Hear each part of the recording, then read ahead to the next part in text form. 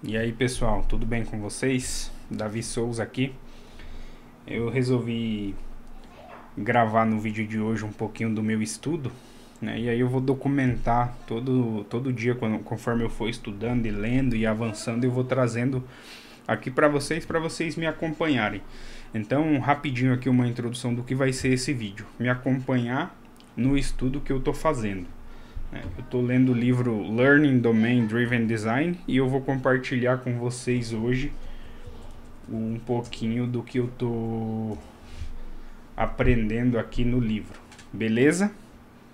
Então, só para vocês saberem qual que é o livro, é esse aqui, ó, Aprenda Domain Driven Design, de Vlad Kononov, tá? E aí eu vou trazer vocês aqui, é uma forma documental aqui de eu compartilhar o que eu tô fazendo no dia a dia, beleza? Eu já li uma boa parte do livro, eu tô no capítulo 7, se eu não me engano, ou 8.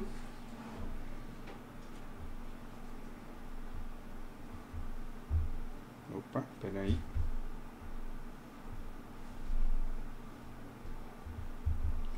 O que aconteceu aqui, gente? Aí voltou. Isso. Deixa eu compartilhar a tela aqui com vocês. Eu estou no capítulo 8. Agora ele vai falar de padrões arquiteturais, né? Basicamente, o que é o Domain Driven Design? Ele é você construir software, aplicações de software voltadas e baseadas ao domínio, né? A regra de negócio, ao domínio da empresa.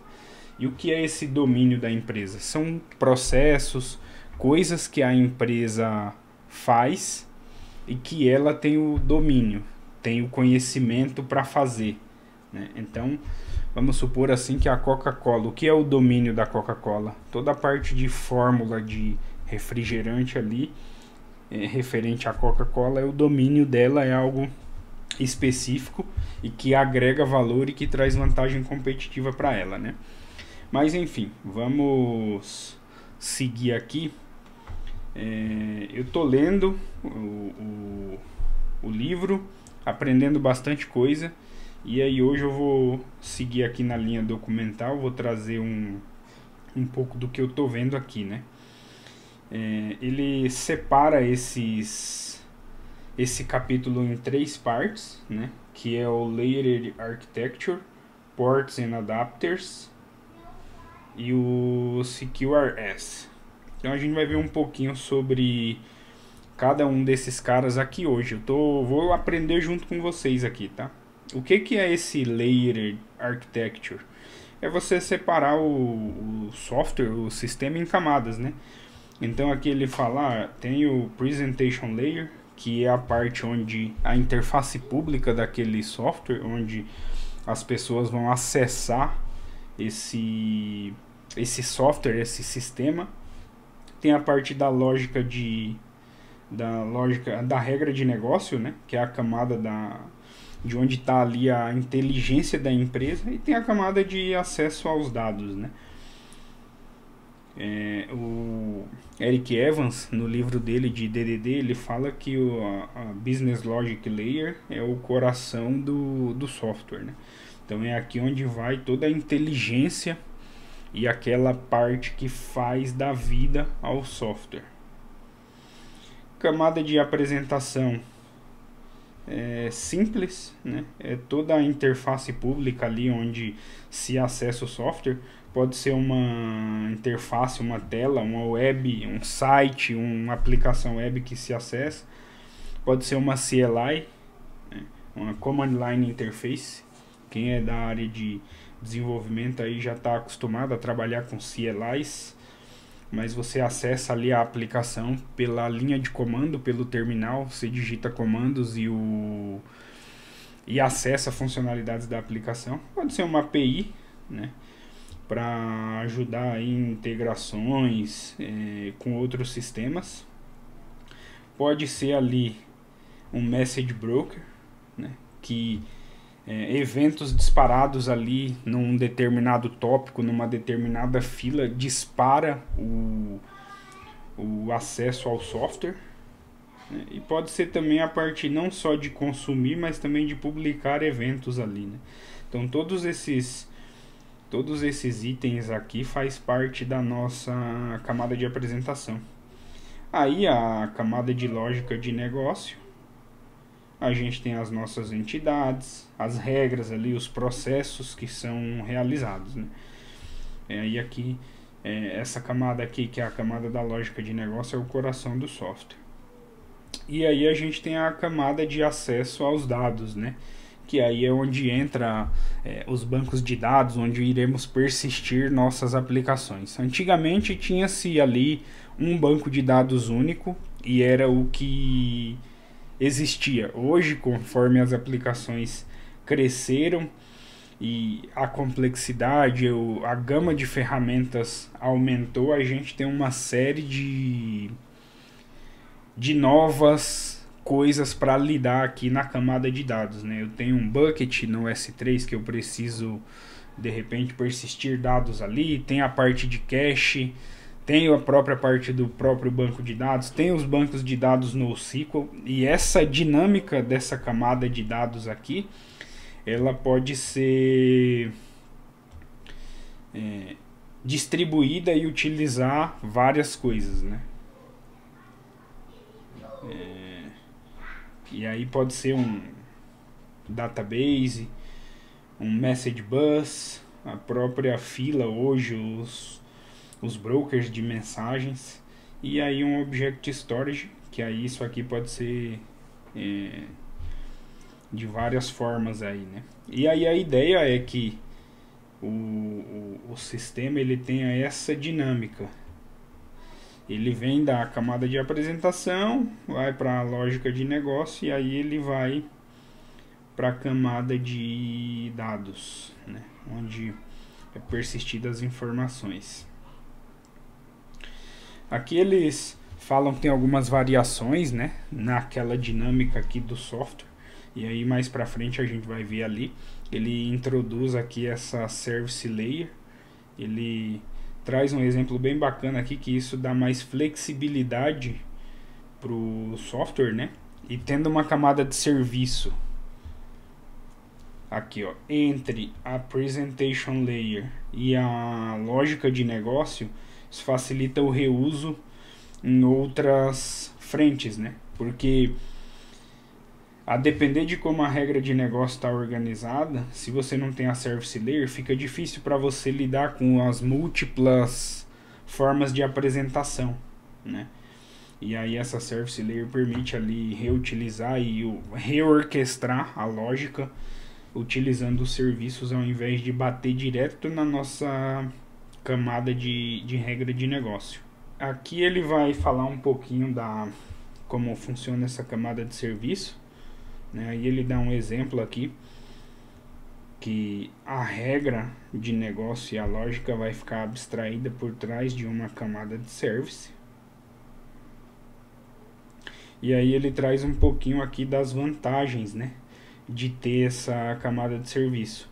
Aí aqui ele fala: o reuso vai ajudar a melhorar a modularidade, vai desacoplar o código e vai ficar mais fácil para poder testar essa regra de negócio, né? Que é algo muito importante, você ter essa facilidade de teste, né? Dado que hoje todos os softwares que a gente constrói e desenvolve, eles tendem a ter uma necessidade de mudança ao longo do tempo, né? Seja porque o negócio evoluiu, seja porque houve uma mudança de legislação ou algo aconteceu que necessite o software mudar, né? Que a terminologia, né? A UI, que a service pode se chamar camada de aplicação. A Business Logic vai ser a camada de domínio. E a Data Access Layer é a parte de infraestrutura. Isso aqui é comum a gente ver em projetos aí que utilizam o DDD. Eles têm o Application, Domain e o Infrastructure. Mas é a mesma coisa que a gente está vendo aqui. Apresentação, Service, lógica de negócio e a camada de dados. E aí aqui ele fala que é para ajudar a eliminar a confusão, né? Senão a gente fica vendo esses nomes aqui e aí depois chega lá no projeto tá sendo diferente, né?